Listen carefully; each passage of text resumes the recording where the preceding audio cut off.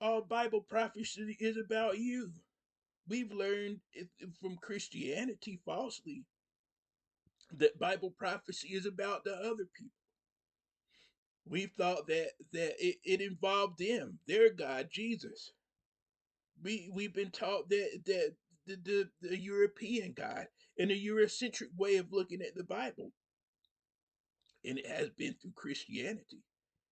And Yahweh's waking us up now even more to realize that that's all wrong, and that Christianity, um, Islam, those are Abrahamic religions that in other words, they drew from what they derived from our Hebrew scriptures and Yahweh's relationship with Father Abraham.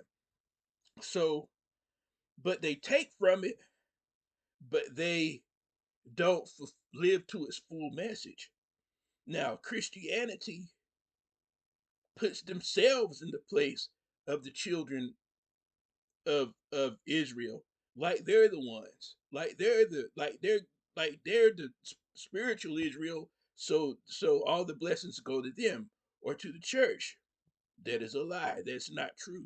It's a deception. And think about it.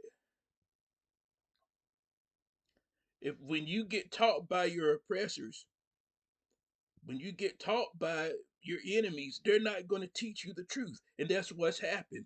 So I want to emphasize, I've done other videos about our history, and I'm going to do more. There's a lot of videos proving that African Americans and other descendants of the transatlantic slave trade are the children of God. And not only us, those in the Caribbean, and South America, Central America, all over the world, and especially sub-Saharan Africa is where we come from. West Africa, Central Africa, East Africa, South Africa, but we come from West Africa mostly. The people that we come from are the children of Israel that migrated from Israel across Africa in the Bantu migration. The Bantus are the Israelites. And some settled in West Africa, some settled, went on down, some settled going across in different places going to West Africa. Some went east. Some, and what happened, many of them who went to West Africa kept migrating down south into the east to Central Africa, and they're called Bantus. But guess what? The West Africans and the Bantus are the same people. They are the Negroes, or the race known as Negroes, and that's how you find out who we are, through that classification. And so this is talking about all the race of Negroes. It's not all black people, but just us and the ones who descend from those Africa, the transatlantic slave trade. And so it's important to know who the Israelites are, because then you know who the Bible prophecy is talking about. And when you really look, Christianity has used little parts of the Hebrew scripture, but twisted them to fit their doctrines. But what I found, now check this out before I'm going to do some Bible reading, but listen, we need to know. This is why people are talking about it. We need to know.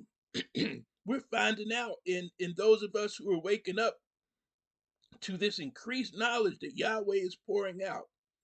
Once you turn, I want to encourage my people to turn back to the Hebrew scriptures in the Old Testament and read them and read the Bible prophecies.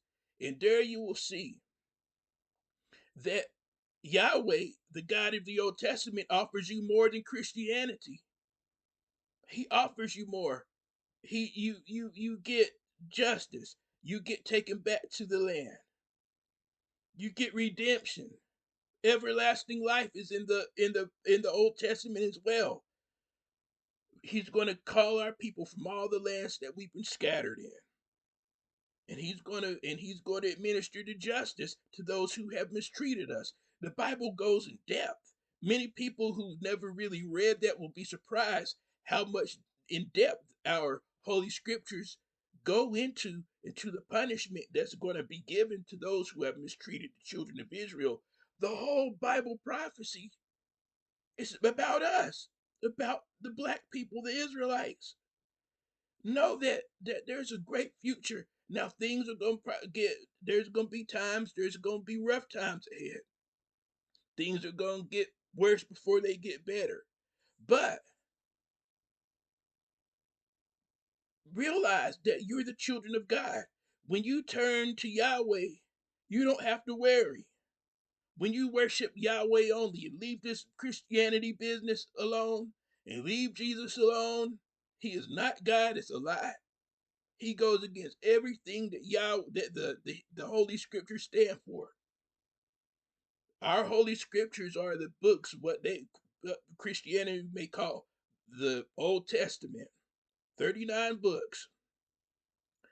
And so let me okay, so listen. When you trust in Yahweh and realize that he's going to do all these things that, and I'm just going to go over a little bit, you don't have to be afraid. Something's happened since I started worshiping Yahweh only. I don't feel something tugging at me, like pulling, trying to worship Jesus and Yahweh. And then when I left the New Testament alone and worshiped Yahweh only, I felt a love. I felt a relief, a pureness, and a peace and an understanding that I've never had before. And Yahweh opened up my mind in a way and ever since then, when I seen it and saw the truth and felt what it feels like to worship Yahweh and to pray to Him alone, everything it just it's been better. Everything's been better. My life's better. And so let's look into this. Do not be afraid. Don't be afraid, Israelites, because redemption is coming. You trust in Yahweh and watch what he does. He's going to bring it. People think that they have everything under control, under their hands, but that is foolishness. Yahweh has everything in control, under control. He always has. And this is a time of judgment. You will see this. This is something that our eyes are going to see. Let's look at Isaiah chapter 65. And go down to, I'm going to start at verse 16, okay? And so we can look at, emphasize the blessings that yet what we have to look forward to. Black people, this is not about somebody else. It's not about some people over there. It's not about European people. This is about you. The people look at the lowliest of the low. The people who would least expect to be the children of God. It's been us. It's been you, Israelites, black people, Negroes. This whole time it's been you. All this is about you. Verse Isaiah verse Isaiah chapter 65 verse 16. Because he who is blessed in the earth will be blessed by the God of truth. And he who swears in the earth will swear by the God of truth, because the former distresses are forgotten, and because they are hidden from my sight. Now, this is the Legacy Standard Bible. I like to use it because it has Yahweh's name in there where it's supposed to be. It's supposed to really be in the Old Testament or Hebrew scriptures. Yahweh's name is supposed to be in there over 6,000 times, and it has been taken out. You will not fully understand the Old Testament until you understand, until you see Yahweh's name in there where it's supposed to be. Then you're going to know that everything is about Yahweh. There was never no Jesus. Okay, so let's go on now. This section is called New Heavens and a New Earth. That's what we all look forward to. Let's get into this, brothers and sisters. For behold, I am creating a new heavens and a new earth, and the former things will not be remembered or come upon the heart. But be joyful and rejoice forever in what I create. For behold, I create Jerusalem for rejoicing, and her people for joy. That's you. I will also rejoice in Jerusalem and be joyful in my people. And there will no longer be heard in her the voice of weeping and the voice of crying. No longer will there be an infant who lives but a few days, or an old man who does not fulfill his days. The youth will die at the age of 100, and the one who does not reach the age of 100 will be thought accursed. They will build houses and inhabit them. They will also plant vineyards and eat their fruit. They will not build and another inhabit. They will not plant and another eat. For as the lifetime of a tree, so will be the days of my people, and my chosen ones will wear out the work of their hands. They will not labor in vain or bear children for terror, for they are the seed of those blessed by Yahweh, and their offspring with them. Listen to this. And it will be that before they call, I will answer, and while they are still speaking, I will hear. Did you hear that? So right there, Yahweh saying, it's not going to be a thing where you pray and you wait and you have to. No, you're going to be praying while you're yet in before you call. Yahweh is going to be, he's going to be on it. He will answer. And while we are still speaking, Yahweh will hear. Now listen, the wolf and the lamb will graze together, and the lion will eat straw like the ox, and the dust will be the serpent's food. They will do no evil or act corruptly in all my holy mountain, says Yahweh. So listen, that right there, the animals not going to be killing each other. There's not going to be any more violence or blood, anything like that. Think about it. The wolf and the lamb will graze together, and the lion and the ox. You don't have to worry about the serpents anymore, the snakes. Now listen, there'll be no more of that. It'll be safe. Now let's go ahead. There'll be a new heavens and a new earth. And think about it, all the stuff that our people have gone through, the stuff that our people have dealt with, those who will be resurrected. They're not going to even remember those things anymore. It will not come into memory or upon the heart. They'll be joyful. People will be joyful forever. No more crying, no more weeping.